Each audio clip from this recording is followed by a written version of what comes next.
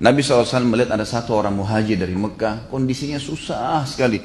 Tidak punya kecuali baju di badan dan cuma bawa segelas air. Kata Nabi SAW kepada para sahabat yang ada di situ dari Ansar, siapa yang mau menghormati tamu ini? Siapa yang mau jadikan orang ini sebagai tamunya? Abu Talha waktu itu, teman-teman sekalian, disebutkan dalam riwayat tidak punya makanan, tidak punya minuman di rumahnya, kecuali makanan anaknya saja. Dia mengatakan, saya ya Rasulullah. Selama Rasulullah yang menawarkan, saya ya Rasulullah. Mereka berebut untuk mengatakan saya, tapi Abu Talha lebih dulu. Saya ya Rasulullah. Kata Nabi SAW, bawalah ke rumahmu. Dibawa ke rumahnya. Begitu masuk ke rumahnya, teman-teman sekalian, dia bilang sama istrinya, Rasulullah SAW meminta ya agar ya, kita mendapatkan kemuliaan yang luar biasa. Dia bilang sama istrinya, karena Rasulullah SAW meminta agar kami menghormati tamu ini, dan akulah yang berhasil ditunjuk. Apa kau siap untuk menerima tamu ini? Kata istrinya, tentu saja. Baik, apa yang kau milikin? Kata istrinya, tidak ada lagi kecuali makanan anak kita saja untuk malam ini.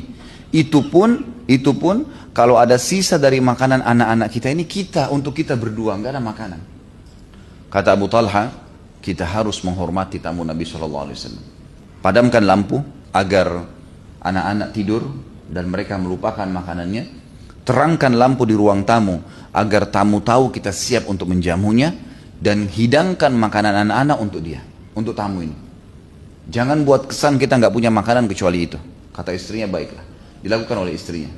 Dipadamkan lampu, anak-anak ini ditidurkan, setelah itu makanan dihidangkan sedemikian rupa semaksimal mereka bisa, sehingga tamunya menganggap memang masih banyak makanan. Silahkan makan, silahkan makan, sampai tamunya kenyang. Dan mereka berdua suami istri tidur malam hari dengan anak-anaknya kelaparan, dalam kondisi karena ingin menghormati tamu Nabi SAW. Luar biasa gitu. Pengorbanan yang mustahil terjadi oleh generasi manusia ini kalau bukan karena Allah Subhanahu wa taala memilih mereka. Luar biasa.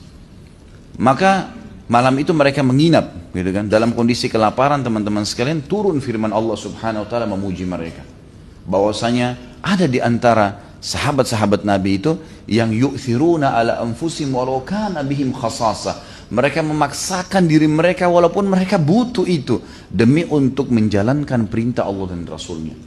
Generasi emas. Bagaimana memang mereka sangat layak, teman-teman, untuk kita jadikan sebagai idola kita. Tahu namanya, tahu bagaimana rumah tangganya, tahu bagaimana perjuangannya, dan mereka yang harus setiap hari kita baca kisahnya. Bukan lagi kisah dongeng yang bohong.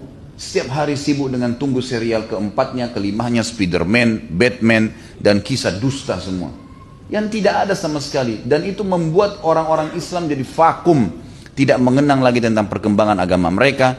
Tidak ada lagi kemuliaan dengan Al-Quran dan Sunnah.